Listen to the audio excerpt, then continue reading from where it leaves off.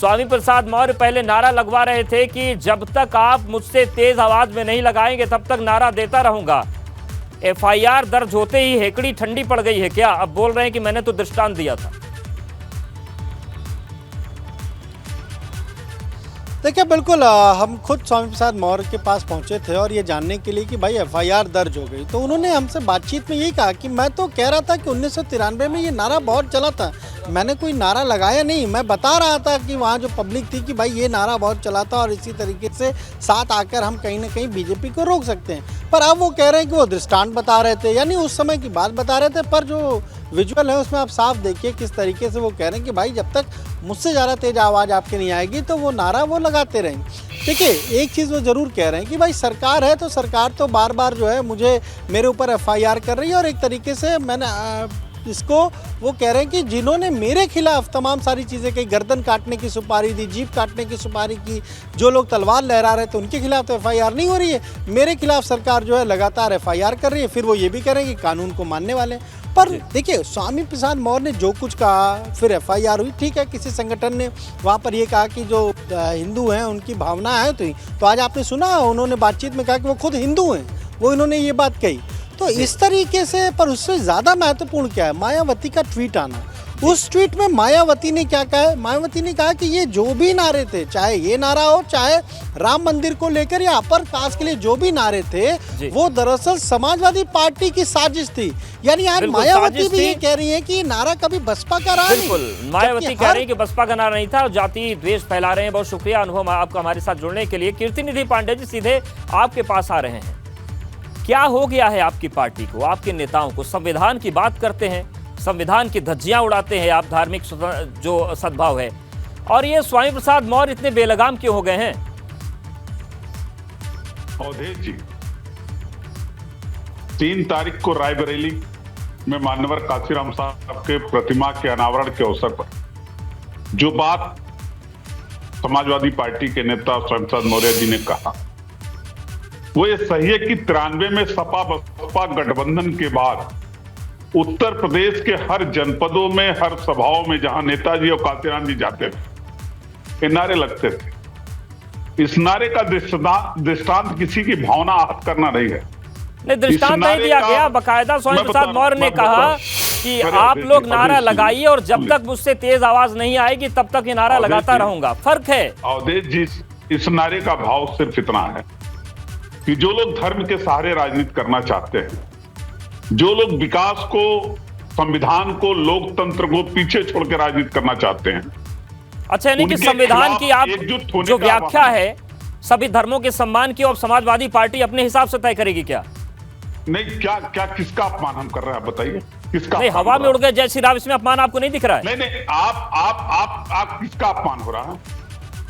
मैं तो कह रहा हूं कि ये नारे का दृष्टांत था। चक्रपाणी जी, जरा आप बताइए कीर्तिनिधि पांडे जी को किसका अपमान? उत्तर हुआ ही नहीं, उड़ जाए जय श्री राम, क्या फर्क पड़ रहा है? उनको कोई दिक्कत नहीं। चक्रपाणी, 93 से लेकर के आज तक मुकदमा तो नहीं हुआ। अवधेश जी, देखिए, विनाश काले विपरीत बुद्धि, जब विनाश मनुष्य का आता है तो पहले विवेक मर जाता है। यही हाल है समाजवादी पार्टी का। आप देखिए, समाजवादी पार्टी के नेता बहुत अच्छे थे अखिलेश जी, और उनकी छवि अच्छी थी, लेकिन जिस प्रकार से स्वामी प्रसाद मौर्य जी आकर वहां गंद फैला दिए, और उससे भी बड़ा दुर्भाग्य की बात है कि अखिलेश जी उनको हटा करके और उनकी बातों को सुन रहे हैं, बल्कि उसको और महिमा मंडित कर रहे हैं। इससे साबित होता है कि उत्तर प्रदेश की जनता आने वाले कल में आप देखिएगा सबक सिखाएगी, और इतनी बुरी तरह इनकी पराजय होगी हर स्तर से, कि क्योंकि राम और कृष्ण की ये धरती है। यहाँ वो है जो गोस्वामी तुलसीदास ने रामचरितमानस की रचना रखी।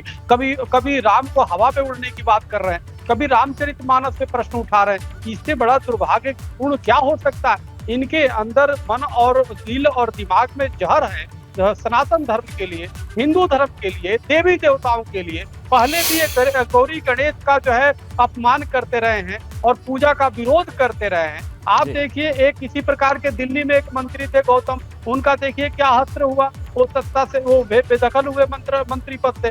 ये तो कभी अब चढ़ेंगे नहीं। एक बार इन्होंने राम का नाम लिया तो मंत्री बन भी गए उत्तर प्रदेश में माननीय मौर्य जी, लेकिन अब सबसे बड़ी बात है कि समाजवादी पार्टी को भी डुबाएंगे। जिस लोहिया जी ने भगवान राम के बारे में इतना बेहतरीन वर्णन किया है अपनी पुस्तक में।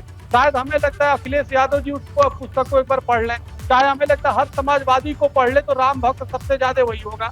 लेकिन स्वामी प्रसाद मौर्य आके वहाँ पे अपना एजेंडा चला रहे हैं, उन्होंने तो अपनी जो ट्रेनिंग किया। लेकिन सवाल ये उठ रहा है कि स्वामी प्रसाद मौर्य इतने बेलगाम क्यों हैं? एसएन सिंह जी, क्या आपको ये लगता है कि अगर जब रामचरितमानस जलाई गई और तमाम टिप्पणियां उस पर की गई, उस वक्त आपके प्रशासन और सरकार ने सख्त कार्रवाई कर दी होती मौर्य जी पर, तो इतनी हिम्मत उनकी नहीं बढ़ती?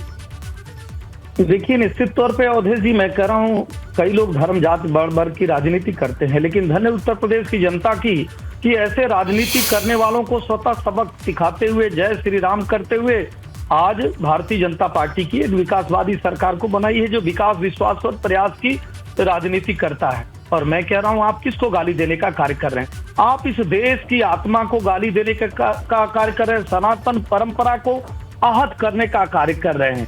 आप हिंदुओं को नहीं अपमानित कर रहे हैं, आप सभी लोग भारत के रहने वाले, भारत की परंपरा को मानते हैं, भारत की पुण्य भूमि में रहते हैं। हमारे तीस, जगदीश और किसी के भी जो ईश्वर होते हैं उनके बारे में अपमानित बात करना ये घोर निंदा का विषय है। मैं कह रहा हूँ, आप राजनीति करिए, छोटी राजनीति करिए, चूंकि आप लोग अपराधियों का साथ देते हैं। लेकिन सवाल है संजय, जो मैंने पूछा जवाब नहीं दे रहे हैं। अगर उन्होंने ऐसा किया तो क्या हुआ उनका?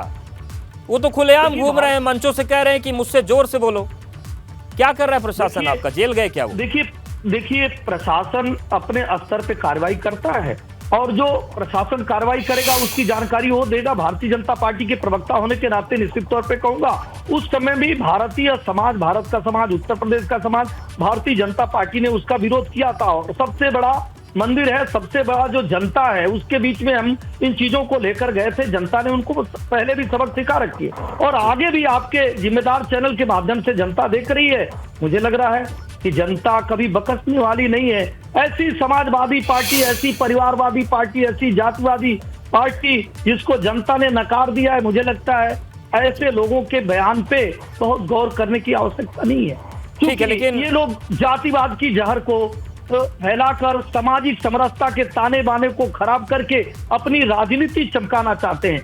आज मैंने कहा, प्रदेश में एक विकासवादी सरकार है जो विकास के कार्य कर रही है, जो जनता के विश्वास को जीतने का कार्य कर रही है और जो बार बार ये प्रयास कर रही है कि कैसे अंत्योदय की परिकल्पना पूरी हो, कैसे सबका साथ, सबका विकास, सबके विश्वास के नारे को बुलंद किया जाए। ऐसा सुंदर नारा इस तरफ हम दे रहे हैं। मुझे लगता है कि जनता जनार्दन है, जनता पर भरोसा रखना चाहिए।